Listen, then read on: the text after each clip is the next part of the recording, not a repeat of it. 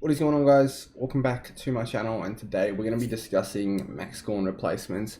News this morning, boys and girls, that he is out for 4 to 6 weeks with an ankle syndesmosis. So just for a bit of proof, in case you haven't heard the news, we've got this tweet here from Mitch Cleary.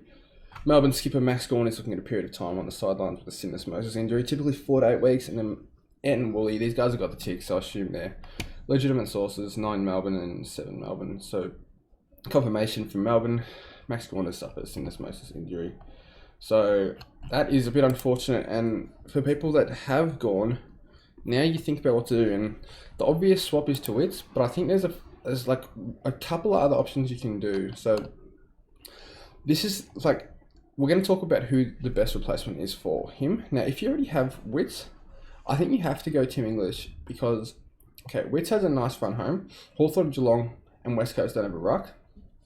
North have obviously got Goldie, who's a little bit older now, so not the best ruckman, but really nice run home for Jared Wits.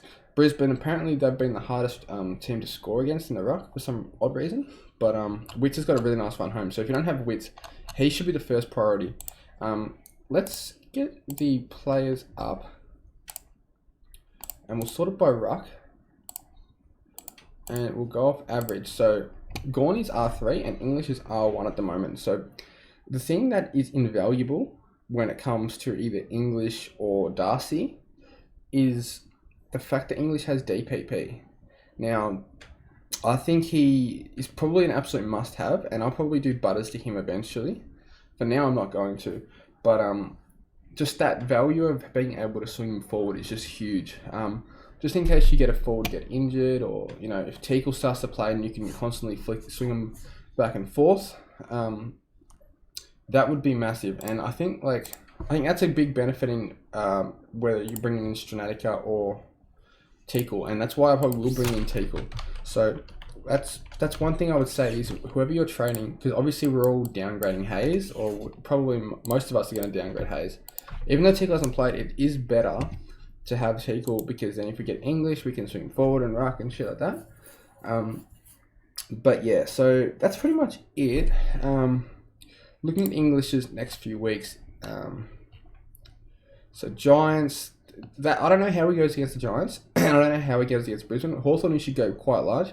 Sydney as well. St Kilda will be tough. Melbourne probably won't be tough if no Gawn.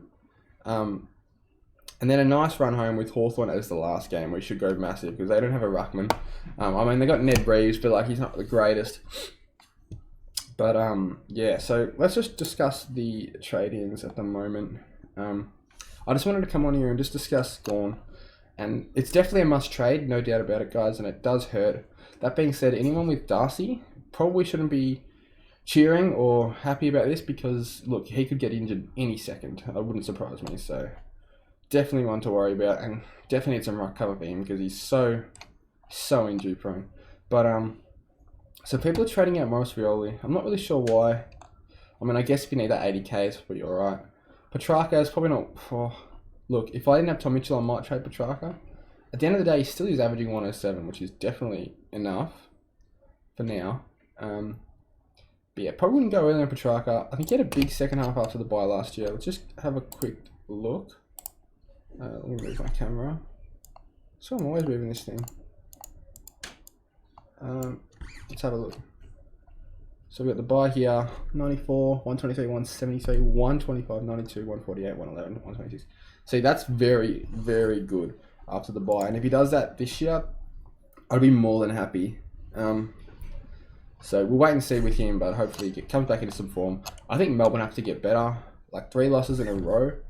It's not because of him, but he definitely hasn't helped them. He hasn't been that good.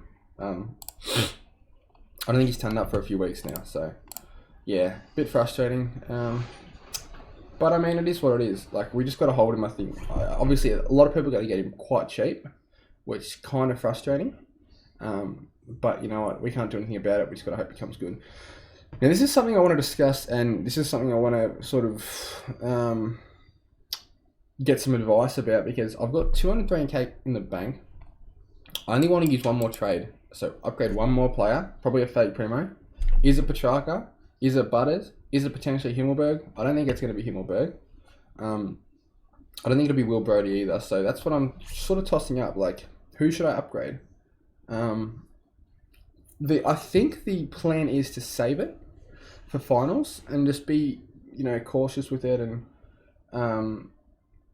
like just be very careful with what we use it, because once that 230k is gone and that trade's gone, that's it. We don't have any really luxury to upgrade anywhere.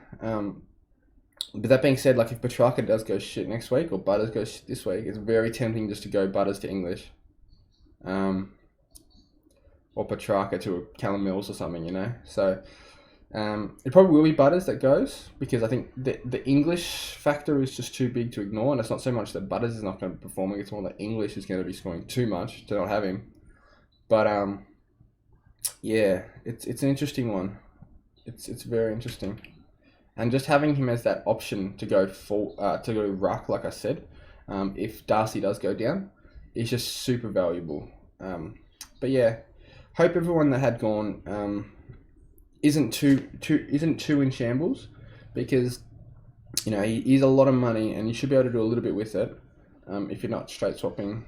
And like if you're looking at a mid pricer, look, I don't like any of the options, but like obviously some people will maybe need a mid price ruck. And look, let's go off 3-round average. So Toby Nankervis, we all thought he was going to be good, and he scored 85 this week against a pretty poor ruck team. I can't remember who he played. I think they didn't have a ruckman though, whoever he played. Who was it? Can't remember. He'll probably go B against Carlton. We don't have a ruck either. I was poor, yeah, that's right. I don't even know who was playing ruck for them, to be honest. So, look, he's not even really mid-pricer. Some people might have to trade Bruce back in. He's around that mid-price mark. Darcy Cameron's not a bad option either. The thing with Cameron is, does he hold his spot when Grundy comes back, or does he hold his role at least when Grundy comes back? I personally think Cameron's much better than Grundy, but, the average says it. Flynn, probably not. McInerney, no. Tom DeConey, definitely no. Lewis Young, that's a fluke game. But yeah, so you probably have to go with one of the big dogs, whether it's Wits, English, or Darcy. And if I had to rank them, it would go English, Wits, Darcy. But the thing with English is you got to keep in mind of your overall structure and work out with whether you need the ruck forward status. If you don't, and you don't have Darcy, and you feel comfortable with your R2, whoever it is, look, any ruckman is injury prone, so you probably do have to go English. If you already have him, you go Wits, and if you already have both of them, you go Darcy. Thank you guys for watching. I'll see you in the next one.